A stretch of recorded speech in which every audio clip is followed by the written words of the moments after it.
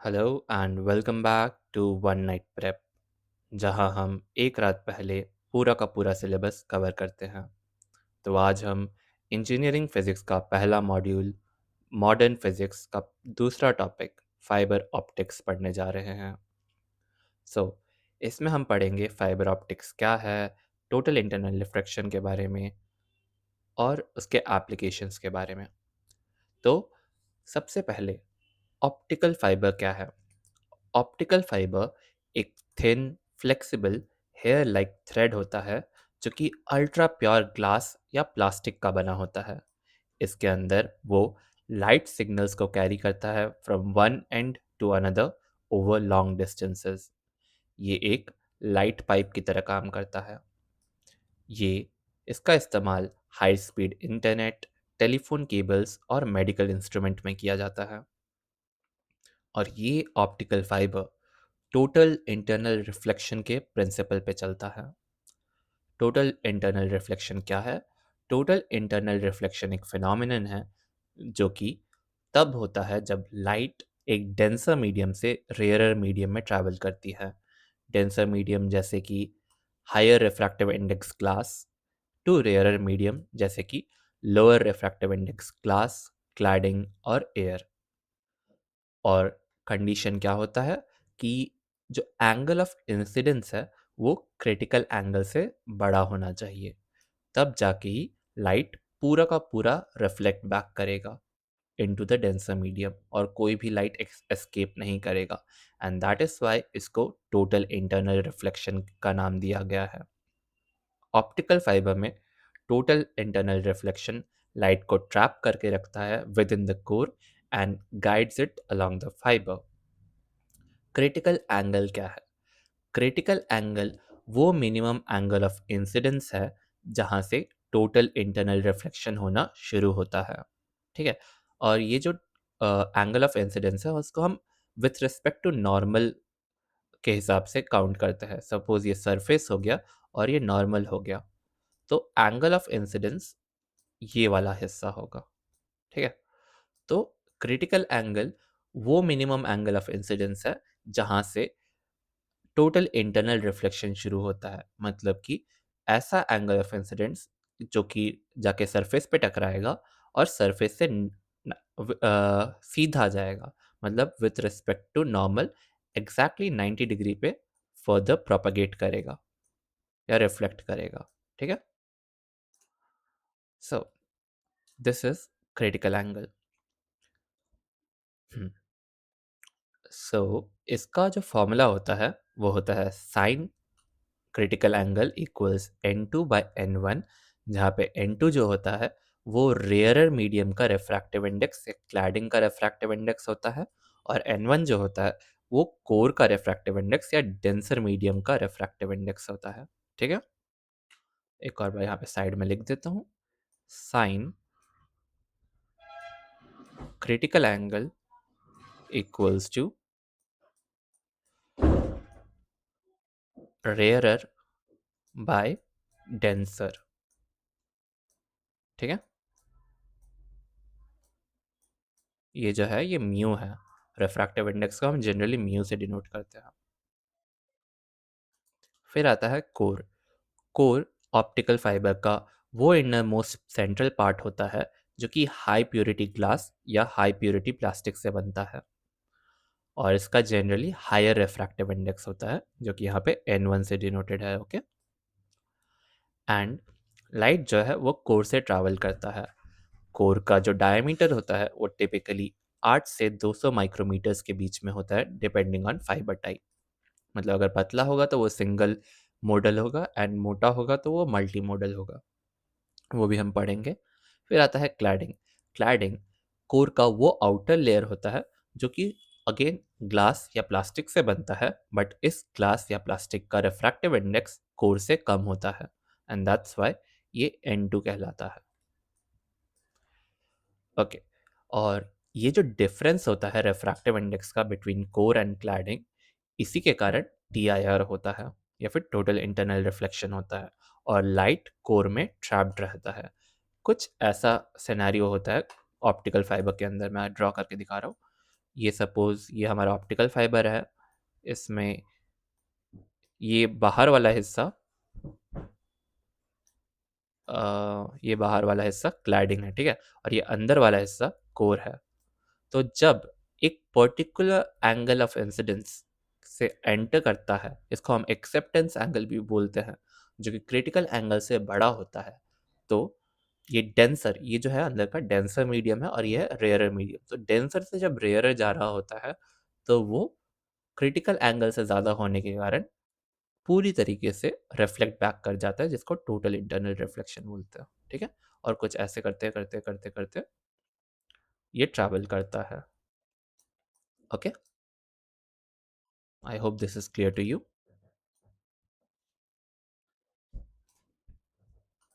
सो acceptance angle क्या है? Acceptance angle वो मैक्सिमम एंगल है जिससे लाइट एक flat end surface of optical fibre के अंदर एंटर कर सकता है, मतलब बाहर से, मतलब एयर से होते हुए अंदर कोर के अंदर जाता है, and still be guided through the fibre by total internal reflection. Light अगर एक्सेप्टेंस एंगल से ज़्यादा एक्सेप्टेंस एंगल से ज़्यादा के रूप में एंटर करती है, बेसिकली अगर मैं आपको कहूँ कि क्या है, तो क्रिटिकल एंगल वो मिनिमम लेवल है एंड एक्सेप्टेंस एंगल वो मैक्सिमम लेवल है। इस रेंज के अंदर जो है लाइट को घुसना है।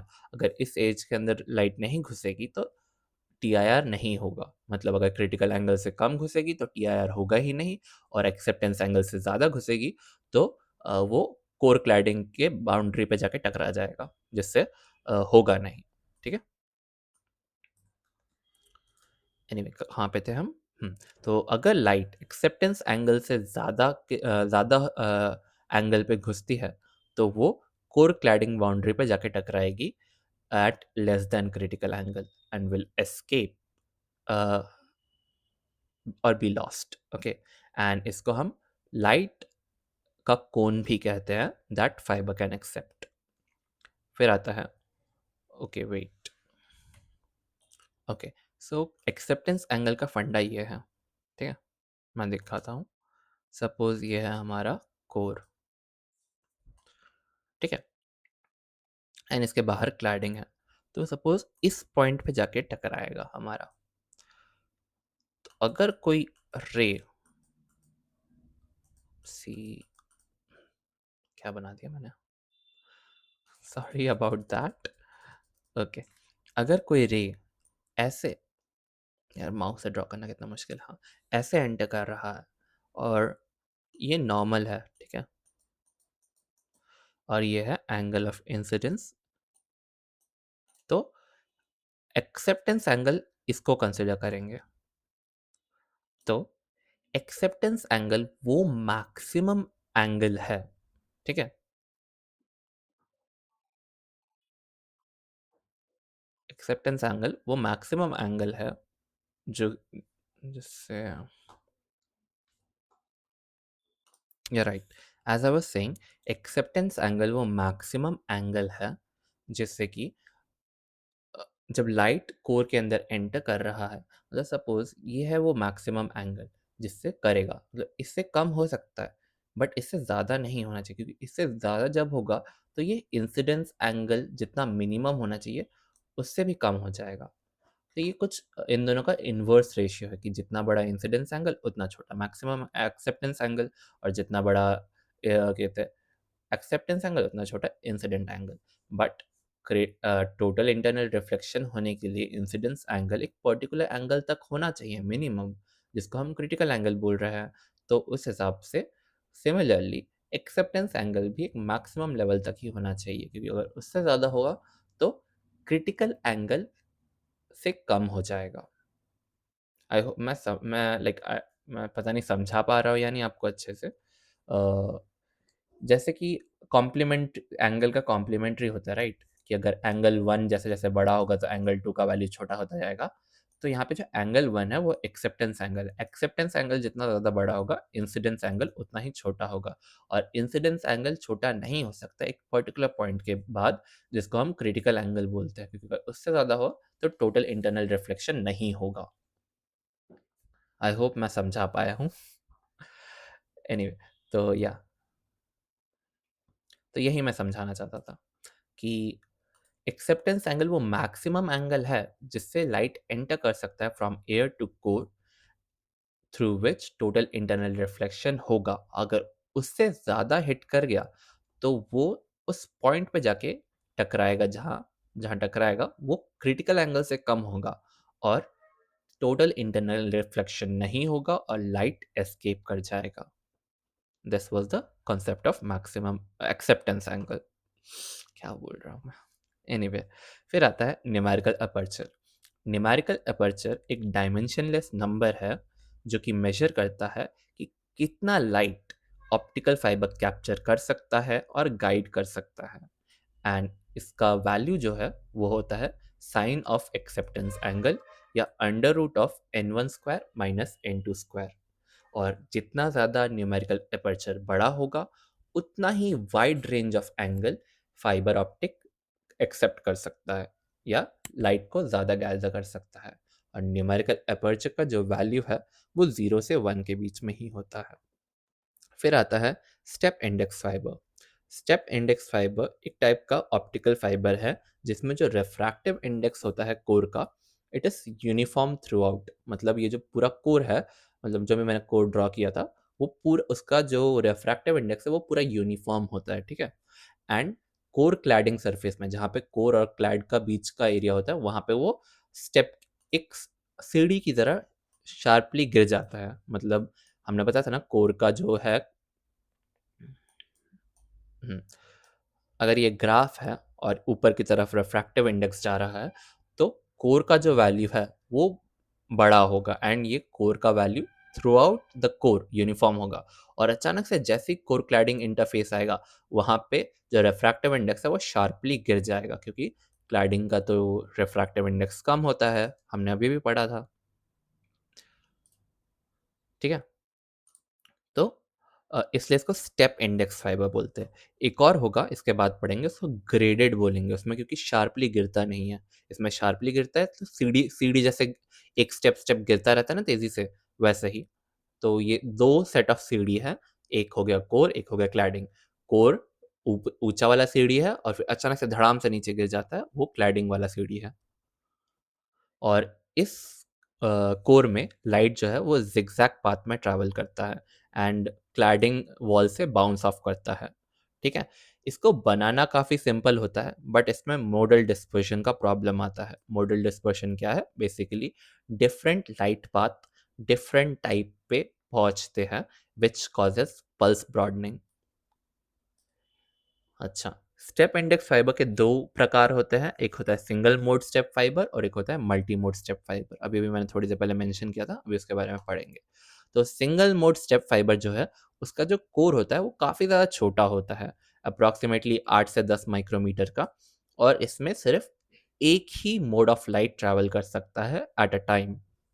इसका एडवांटेज होता है, सिंस यहाँ पे सिर्फ एक ही मोड ऑफ लाइट पाथ या फिर एक ही पाथ ऑफ लाइट ट्रैवल कर रहा है, तो इसमें डिस्पर्जन ऑलमोस्ट ना के बराबर होता है and it is suitable for long distance high speed communication. इसका डिसएडवांटेज होता है कि single mode step index fibre को कनेक्ट करना मुश्किल है, ठीक है, और उनके अंदर लाइट को लॉन्च करना भी मुश्किल होता है, क्योंकि बहुत ही ज़्यादा छोटा डायमीटर होता है। ओके, अगला है multi mode step index fibre. Multi mode step index fibre का कोर जो है वो सिंगल मोड से बहुत ज़्यादा बड़ा होता है, लाइक अप्रॉक्सीमेटली 50 से 200 माइक्रोमीटर के बीच में आता है एंड इसमें एक साथ बहुत सारे मोड्स ऑफ लाइट ट्रैवल कर सकते हैं। इसका एडवांटेज होता है कि इसमें लाइट छोड़ना काफ़ी आसान है। इसका डिसएडवांटेज होता है कि इसमें मोडल डिस्पर्शन होता है। जो स्टेप इंडेक्स फाइबर का जो डिसएडवांटेज है वो इस पे अप्लाई होता है, मॉडल डिस्पर्शन का। बेसिकली जो different modes of travel, light जो ट्रैवल कर रहे हैं वो अलग अलग टाइम पे ट्रैवल करते हैं, और कई कबार ये जो डिफरेंट मोड ऑफ लाइट है वो एक दूसरे के ऊपर क्या कहते हैं, चढ़ जाते हैं। चढ़ जाने का वर्ड क्या होता है? कोएक्सियल, कोलिनियर हो जाते हैं, हाँ कोलिनियर हो जाते हैं, ठीक है, विच लिमिट्स द ट्रांसमिशन बैंडविड्थ। फिर आता है जो ये प्रॉब्लम सॉल्व करता है, ग्रेडेड इंडेक्स या grain fibre. Graded index fibre या ग्रेन फाइबर एक ऐसा ऑप्टिकल फाइबर है जिसका रिफ्रैक्टिव इंडेक्स कोर में यूनिफॉर्म नहीं होता। मतलब ये कुछ ऐसा होता है, आप लोगों ने वो पाइप वाला थ्योरी, वाटर पाइप वाला थ्योरी पढ़ा है कि जिसमें पानी बीच में सबसे ज़्यादा तेज़ी से बहता है और कोने कोने में सबसे धीरे बहता है। इसमें ठीक उसका उल्टा होता है। इसमें जो लाइट है, बीच में सबसे ज़्यादा स्लो बहता या फिर ट्रैवल करता है, और कोने में सबसे ज़्यादा फास्ट ट्रैवल करता है। ठीक है? क्योंकि जो रिफ्रैक्टिव इंडेक्स होता है वो सेंटर पे सबसे ज़्यादा होता है और कोने-कोने में सबसे कम होता है। And this is the difference. That's why इसको ये ग्रेडिएंट की तरह काम करता है, इसलिए इसको ग्रेडेड इंडेक्स फाइबर बोलते हैं या ग्रेन फाइबर बोलते हैं। ठीक है? So as I was saying कि ग्रेडेड इंडेक्स फाइबर या ग्रेन फाइबर एक ऐसा ऑप्टिकल फाइबर है जिसका रिफ्रैक्टिव इंडेक्स यूनिफॉर्म नहीं होता। It is highest at the centre and gradually decreases towards the cladding boundary like a smooth gradient. और इसमें जो लाइट है वो एक साइनोसोडल कर्व पाथ ट्रैवल करता है। मतलब जैसे कि स्टेप इंडेक्स में वो जिगजैग जिगजैग कर रहा था ना, इसमें ऑलमोस्ट ये साइनोसोडल वेव की तरह ट्रैवल करता है light. And that's quite amazing actually. Anyway, as I was saying कि इसमें जो लाइट है वो एक कर्व्ड या साइनोसोडल पाथ में ट्रैवल करता है इंस्टेड ऑफ जिगजैग। इसका बेनिफिट है कि जो मोड्स लॉन्गर पाथ ट्रैवल कर रहे हैं through the lower index outer region, वो फास्ट ट्रैवल करेंगे। तो सारे के सारे modes almost nearly same time पे ट्रैवल करेंगे। मतलब डजेंट मैटर कि जो लाइट है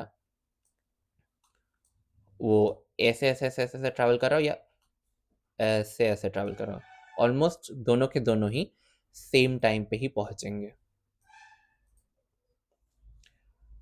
ओके।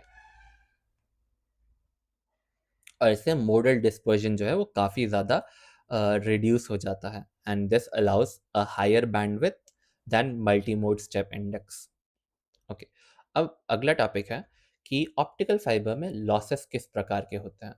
लॉसेस, पहली बात क्या होते हैं ऑप्टिकल फाइबर में? बेसिकली ऑप्टिकल फाइबर में लॉसेस जो है वो है gradual decrease in power of light signal as it travels through the power fibre. मतलब फाइबर के अंदर ट्रैवल करते, जब लाइट ट्रैवल करता है, उसके पावर में डिक्रीज आने को लॉसेस इन ऑप्टिकल फाइबर बोलते हैं।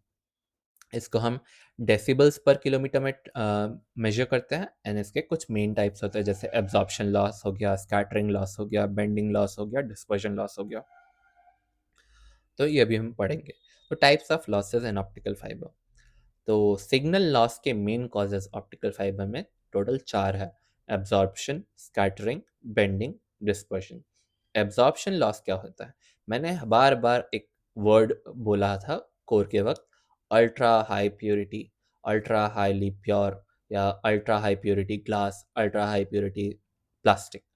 तो अगर ग्लास और प्लास्टिक का प्योरिटी ज़्यादा ना हो, कम हो, तो उसमें इम्प्योरिटीज़ होंगे, और उस इम्प्योरिटीज़ में जो लाइट है वो जाके टकराएंगी and it will get converted into, like वो तो लाइट एनर्जी अब्सॉर्ब हो जाएगी and it will get converted into heat energy, and that is the loss of energy because of the transformation from light energy to heat energy, right?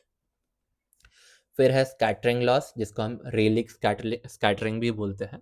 इसमें basically glass की density के जो tiny tiny variations आते हैं, उससे जो light है वो रैंडम डायरेक्शंस में स्कैटर कर जाता है and it is a very dominant loss at shorter wavelength. And फिर आता है बेंडिंग लॉस या फिर मैक्रो बेंडिंग। अगर फाइबर को बहुत शार्पली बेंड किया जाए तो देर इज़ अ चांस कि जो लाइट है वो एस्केप कर जाएगा कोर्स से क्लैडिंग की तरफ, जिससे हमें लाइट लॉस होगा। और आखिर में डिस्पर्जन। डिस्पर्जन एक स्ट्रिक्टली एक पावर लॉस नहीं है, बट परफॉर्मेंस लिमिटेशन है। इसमें क्या होता है कि जो पल्स लाइट पल्सेस होते हैं, दे ब्रॉडन ओवर लॉन्ग डिस्टेंसेस, जिससे डेटा रेट लिमिट होता है। आखिरी टॉपिक इस सेकेंड फर्स्ट मॉड्यूल के सेकेंड पार्ट का, that is dispersion in optical fibre. Basically light pulses का फैलना over the long distance is called dispersion. The broadening or the spreading out of light pulses over a long distance as it travels is called dispersion of light in optical fiber. ठीक है? And इसमें pulses के different parts different speed पे travel करते हैं और output पे different time पे पहुंचते हैं। अगर एडजेसेंट पल्सेस ओवरलैप कर जाए तो डेटा को डिस्टिंग्विश करना काफ़ी मुश्किल हो जाता है। इससे मैक्सिमम डेटा ट्रांसमिशन लिमिट हो जाता है या फिर बैंडविड्थ लिमिटेशन भी बोलते हैं। तीन प्रकार के मेजर डिस्पर्जन होते हैं: model dispersion, material dispersion and waveguide dispersion. This was all about the second part, or the optics part, fiber optics part of the modern physics, या फिर modern optics of the first module. I hope आपको ये सारा clear है। अगर आपको कुछ भी डाउट है तो आप पूछ सकते हो। एक बार रिकैप कर लेते हैं। इसमें हमने फाइबर ऑप्टिक्स में ऑप्टिकल फाइबर के बारे में पढ़ा कि वो कैसे thin flexible hair like thread of ultra pure glass और प्लास्टिक होते हैं। फिर हमने टोटल इंटरनल रिफ्लेक्शन के बारे में पढ़ा कि कैसे टोटल इंटरनल रिफ्लेक्शन होता है जब डेंसर मीडियम से रेयर मीडियम जा रहे होते हैं। फिर क्रिटिकल एंगल के बारे में पढ़ा कि क्रिटिकल एंगल एक मिनिमम एंगल ऑफ इंसिडेंस है जो कि रिक्वायर्ड होता है टोटल इंटरनल रिफ्लेक्शन एग्जीक्यूट करने के लिए। फिर हमने कोर के बारे में पढ़ा, कोर जो कि हाई प्योरिटी ग्लास या प्लास्टिक से बनता है जिसका हायर रिफ्रैक्टिव इंडेक्स होता है। फिर हमने क्लाडिंग के बारे में पढ़ा जो भी अगेन ग्लास और प्लास्टिक से बनता है बट इसका लोअर रिफ्रैक्टिव इंडेक्स होता है। हमने एक्सेप्टेंस एंगल के बारे में पढ़ा। एक्सेप्टेंस एंगल वो मैक्सिमम एंगल है जिसके ज़्यादा अगर वो एंगल हुआ तो क्रिटिकल एंगल से कम हो जाएगा और टोटल इंटरनल रिफ्लेक्शन नहीं होगा। हमने न्यूमेरिकल अपर्चर के बारे में पढ़ा कि न्यूमेरिकल अपर्चर जितना ज़्यादा होगा उतना ज़्यादा वाइड रेंज ऑफ एंगल्स से लाइट एक्सेप्ट होगा। फिर हमने स्टेप इंडेक्स फाइबर के बारे में पढ़ा जिसमें जो कोर है उसका density uniform, refractive index uniform रहता है थ्रू आउट एंड इसमें लाइट जिगजैग पैटर्न में काम करता है। इसका एक डिसएडवांटेज होता है मोडल डिस्पर्जन। हमने दो टाइप के सिंगल इंडेक्स फाइबर के बारे में पढ़ा, सिंगल मोड इंडेक्स और multi mode step index. Single mode step index का जो डायमीटर होता है वो काफ़ी कम होता है, 8 से 10 micrometre. Multi mode step index का जो डायमीटर होता है वो काफ़ी बड़ा होता है, 50 से 200 micrometre. Single mode step index में सिर्फ एक ही मोड या एक पाथ ऑफ लाइट ट्रैवल कर सकता है एक बार में एंड इसका इस्तेमाल long distance high speed communication में होता है। इसमें डिस्पर्जन ना के बराबर होता है। मल्टी मोड स्टेप इंडेक्स में डिस्पर्जन होता है जिसको हम मोडल डिस्पर्जन कहते हैं एंड क्या कहते हैं।